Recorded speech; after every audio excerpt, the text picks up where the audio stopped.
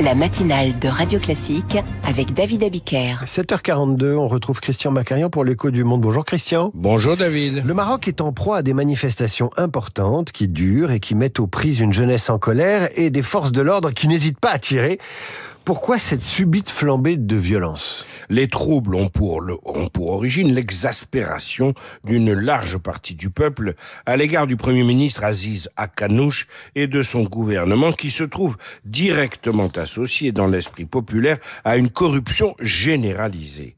On compte parmi les ministres un bon nombre d'hommes d'affaires qui prônent certes la modernisation du Maroc, mais en mélangeant souvent leurs intérêts personnels et ceux de la nation.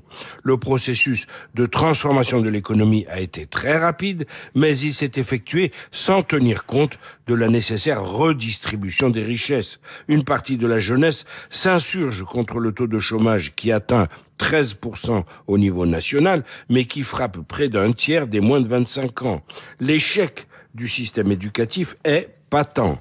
Quant au secteur de la santé qui touche toutes les couches de la population, il a connu un élan sans précédent. Or, on a vu se multiplier le nombre des cliniques où les soins sont payants au détriment de l'hôpital public qui a été sacrifié. Alors jusqu'où ira cette jeunesse déterminée ?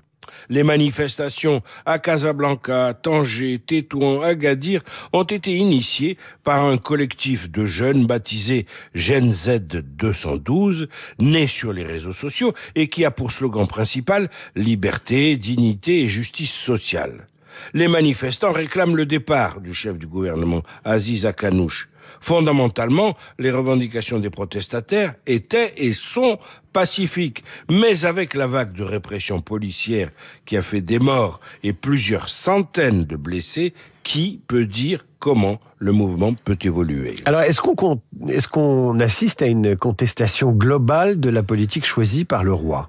Alors pour le moment, David, la personne du roi reste épargnée par la contestation. Mais ce sont ses choix stratégiques globaux, les choix du souverain, qui se trouvent remis en question maintenant.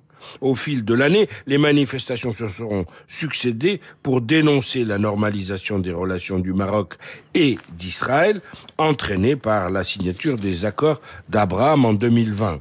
Depuis novembre 2021, le Maroc et Israël appliquent le premier accord de coopération militaire entre Israël et un État arabe.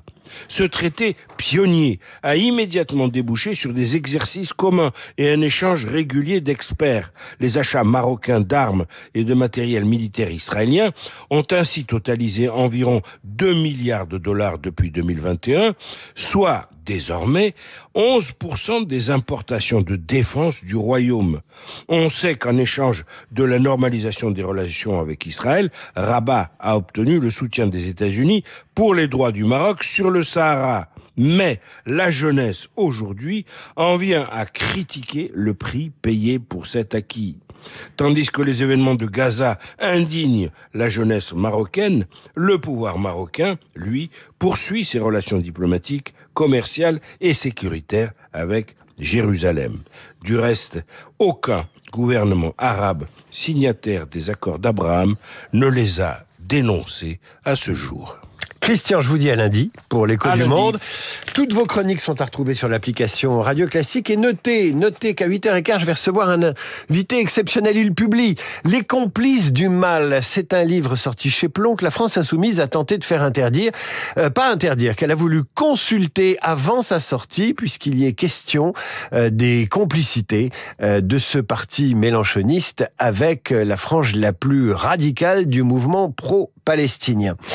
Dans un instant, Augustin Lefebvre, tout autre chose, il vous parle de nos cousins les singes après la disparition qu'on a appris hier de John Goodall. Ce sera le journal imprévisible, il est 7h46.